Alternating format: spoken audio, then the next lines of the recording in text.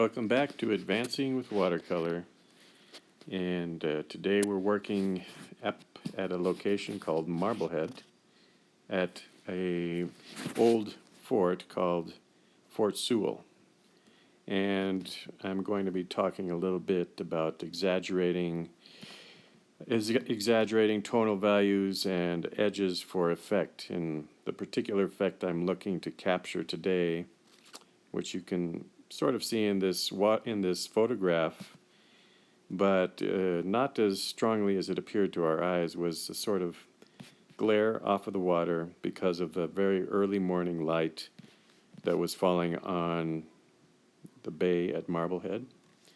So I wanted to try and capture that with watercolor. And I started my process back in, I did a painting on location and I was pleased with it, but I wanted to build upon that experience and create something that had perhaps a little better design, as well as exaggerating some of the visual aspects, in this case tonal values, and that means the contrast between light and dark, as well as some of the edges. So I started with the sketch. The sketch that you just saw was done on my iPad using a program called Sketches, which you can easily find if you Google drawing programs called Sketches that are for the iOS system. In any case, I find it to be a really good product because it has a watercolor feature, and I can explore some of the qualities of watercolor while using the iPad. So I'm doing a tonal study with watercolor on paper after the sketch, just sort of as a warm-up.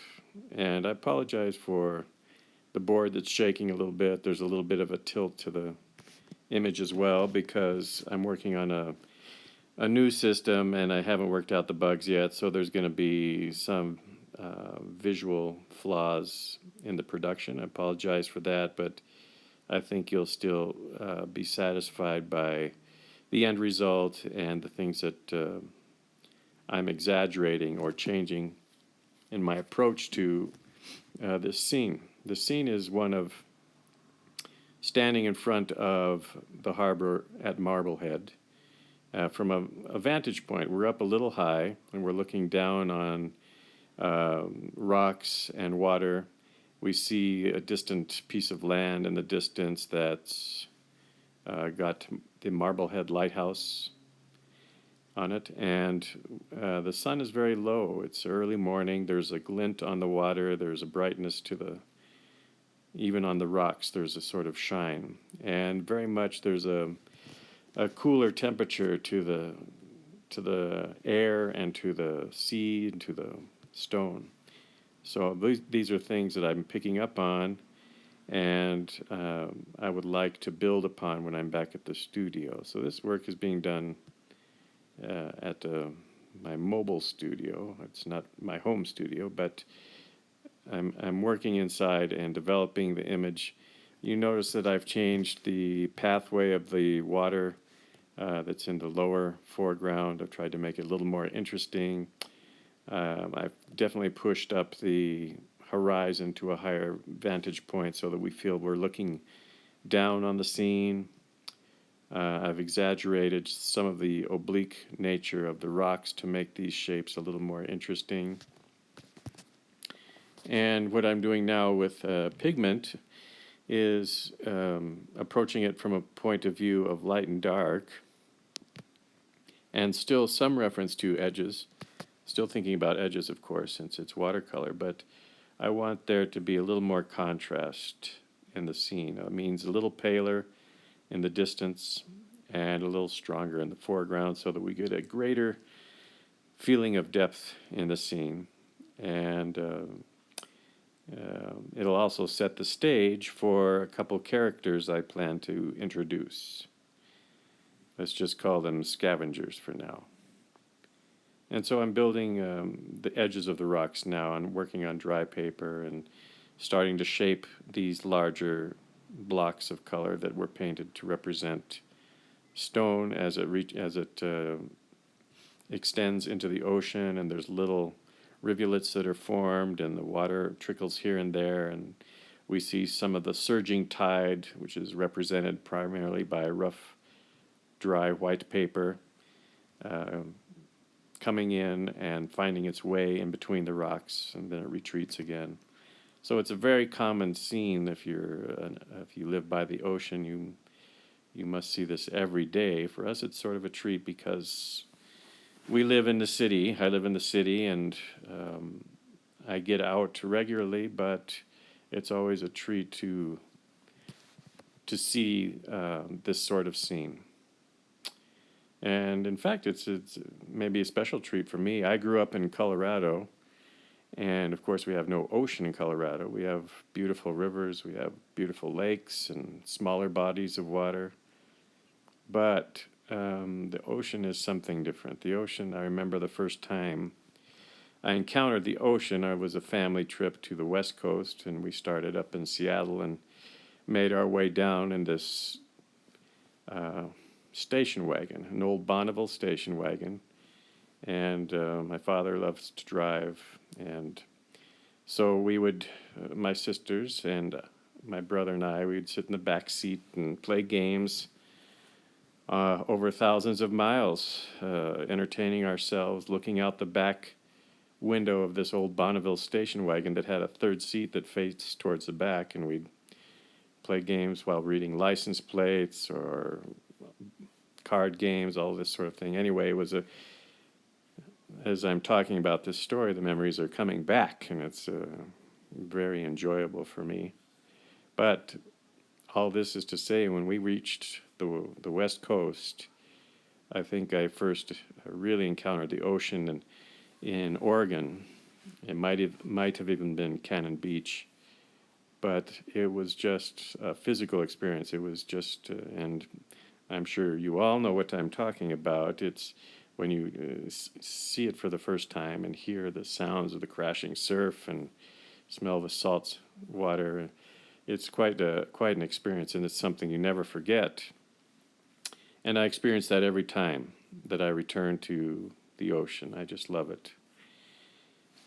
And so then I'm sure these memories and this sense of sort of the infinite, or the sense of this immense body of water and depth in the space comes back to me in some form and enters into my painting in some form. I think we rely mostly on memory, whether it's in the front of our mind or happening subconsciously.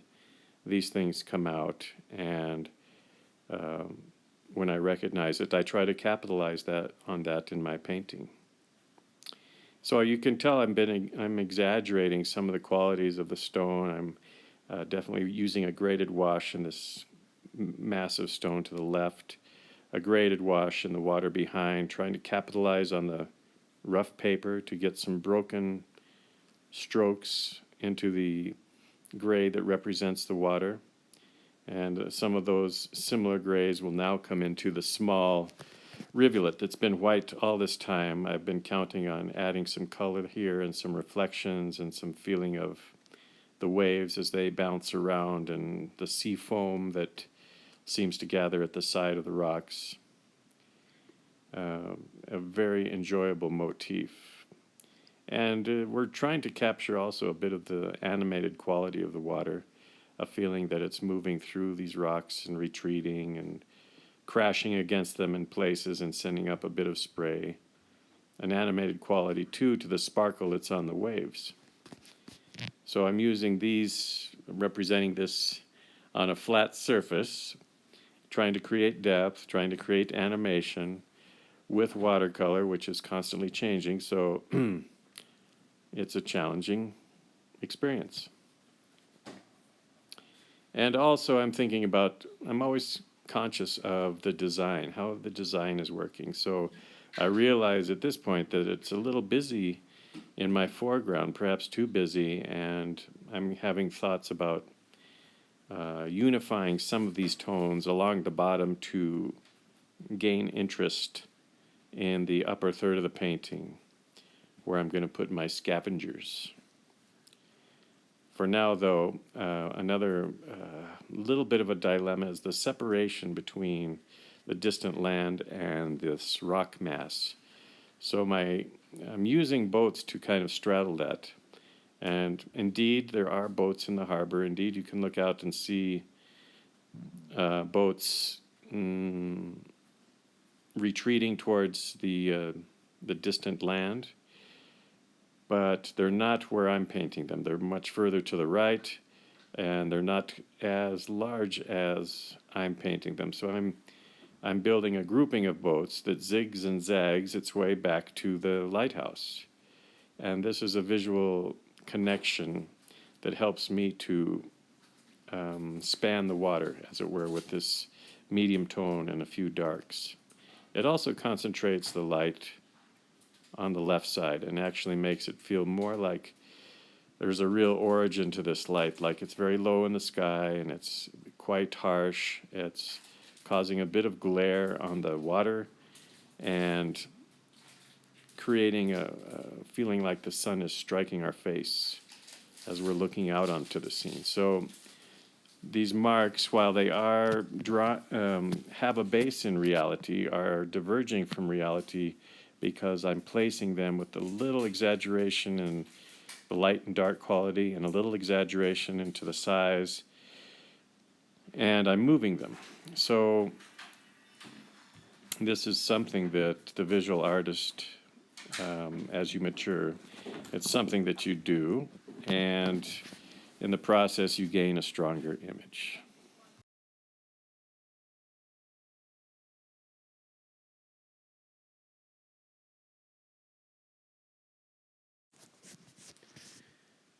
So we developed a stage in this manner in connecting the dark passages up the right-hand side, foreground to background. And on this stage we set our main characters. I don't know why I decided to, in this particular painting, to introduce the seagulls. They're everywhere, but I guess I really haven't focused on them that much in my marine paintings. Anyway, I'm putting them in right where they're going to take a major part of the scene. We have white paper behind. We're painting them as dark silhouettes and casting shadows down the rocks to further exaggerate the feeling of light coming from behind, a low light coming from behind. And thus the title, Scavengers in the Morning Light. And here comes another flying in. This is a very common scene. If you're not residing by the ocean, you don't know how vital the seagull is to the natural scene, and they provide an interesting motif, I think. So into this scene, I've introduced a few boats that weren't there. I've introduced a different design in the little inlet where the water is kind of rocking back and forth between the rocks. And I've introduced seagulls to create a feeling of animation and another reference to the life that we see by the ocean side, and also to strengthen the light, to put this very dark figure in front of the very bright light really strengthens the power of the light, and certainly to cast the shadows down in this manner strengthens the light. So these are design changes that were made after the fact, taking the material that I gathered from the scene, including a painting and a sketch, and brought it back into the studio and have developed it into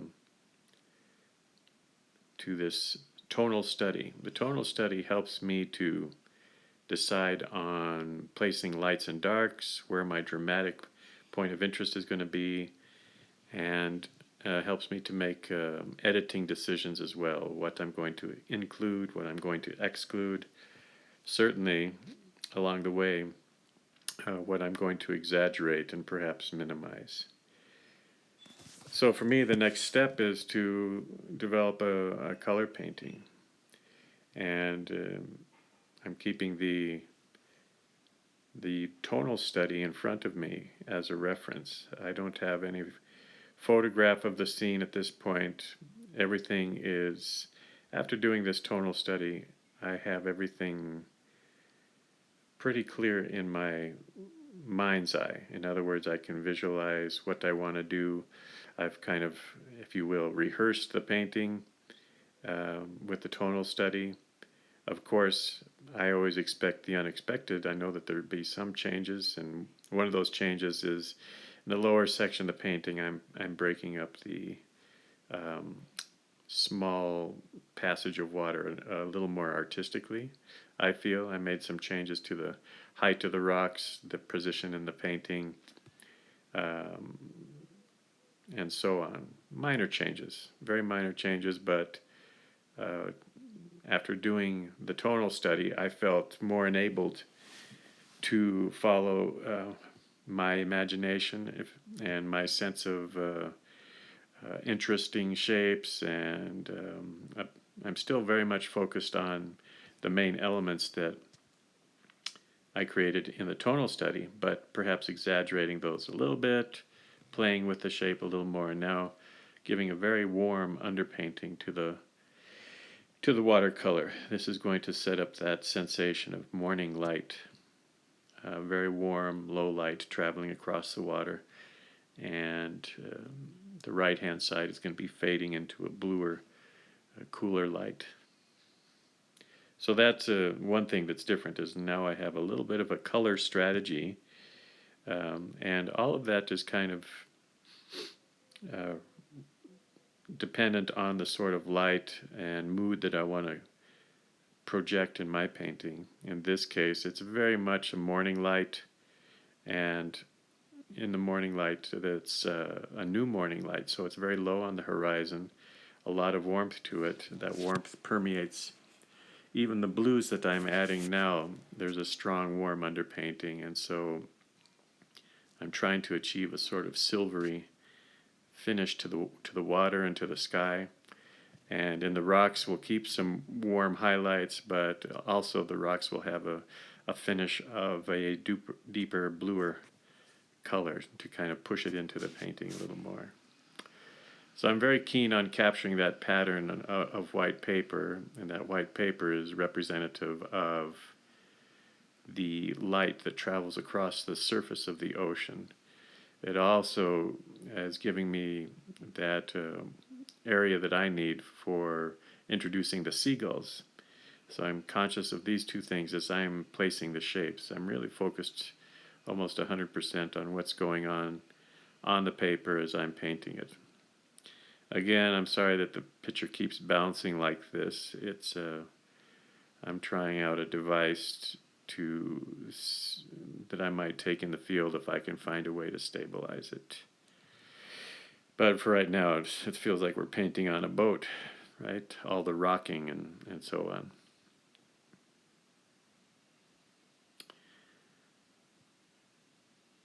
Well, you can see I placed the distant land, very silvery color, the strong warm underpainting, adding some cobalt blue, and a bit of neutral tint, a grade blue to the background land that's receding on the horizon. Horizon is very high. This is to give us a feeling that we're looking down onto these rocks from a height and across the ocean. So the background really recedes. This is a good example of what a background should do. Give us a reference, give us a horizon line, but not much more than that. Not much to keep us back there. All the interest, I hope, comes to the lower third of the painting, where the seagulls are going to be perched on the rock, and the water is really active through the rocks. This is what I'd like to portray as my center of interest. So you see me now working into the to the rocks with strong brush strokes, trying to capture some of the lights and build up the warm tones and the feeling, the physical sensation of the rocks, how they're broken, how they have been worn down by the water, and how they kind of meet each other. I'm trying to preserve some highlights and create some dry brush across the tops of the rocks as I make the strokes, but I'm very conscious of their form, their physicality, and how they are in relation to the water that's churning through the rocks.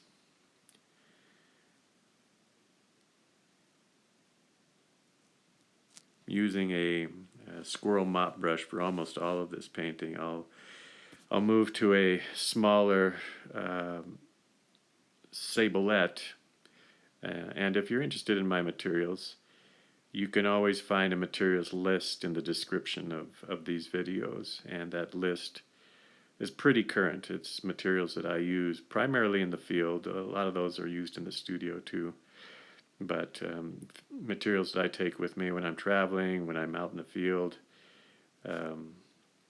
You'll be surprised at how limited that list is. There's not a lot of colors, not a lot of brushes. I use a rough paper almost all the time. I go between 140-pound arches rough or 300-pound arches rough. And I just love the texture that it allows me to create with brushwork. So you can see how the right side is developed. I've cooled it down a bit with that cobalt blue and lavender. Lavender is an unusual color, a bit of opacity, made by Holbein. It helps to push these rocks into the painting a little more. The color was a little hot, I felt, so I wanted to push them into the painting a little more and drop some of that into the water and create the shadowed aspect of these rocks. Really important because we're seeing them in a dramatic light, and the light is skipping over the surfaces, but a lot of the rocks are in shadow. So this lavender color that I'm using helps me to create that color with a blue sensation.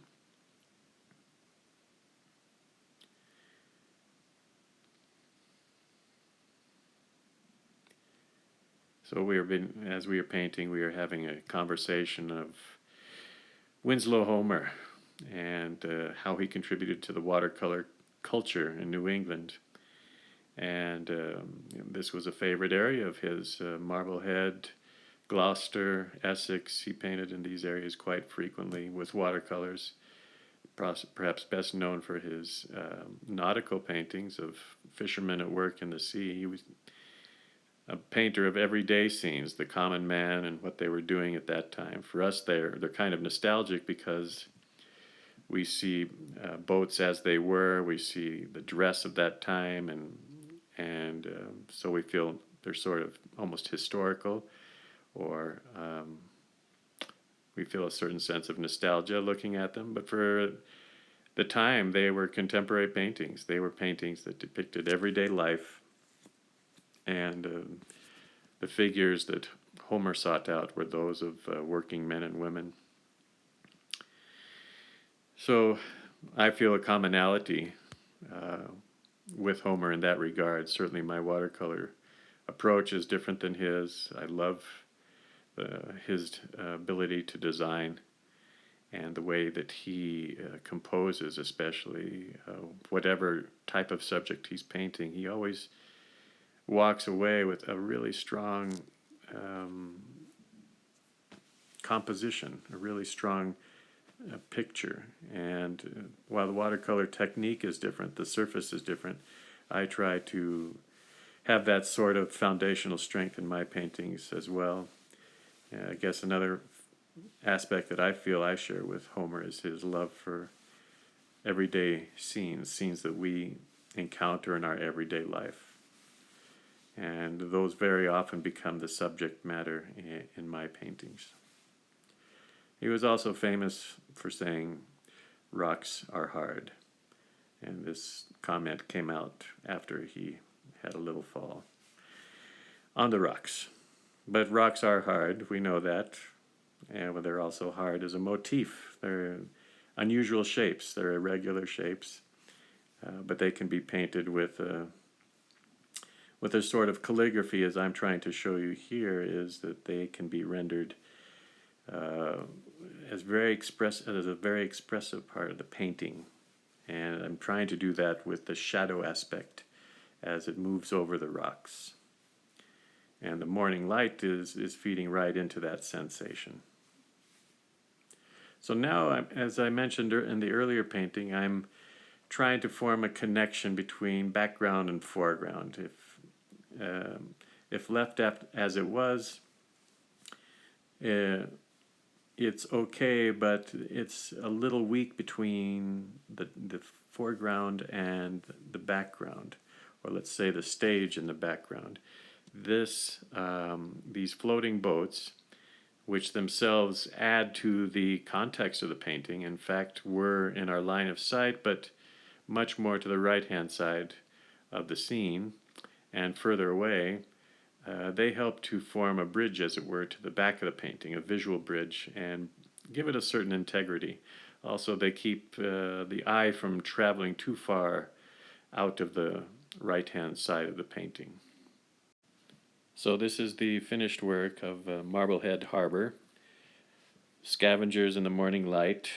I hope you enjoyed the presentation. I know it's been long, and I hope you got something out of the sort of the ideas that I work with in exaggerating with color, exaggerating with shape, exaggerating with lights and darks, with brushstrokes, all for the effect of making a stronger impression with the image, and also speaking to the sort of mood and story that I would like to tell in this piece. So I'm going to leave you with a few videos of our group painting by Fort Sewell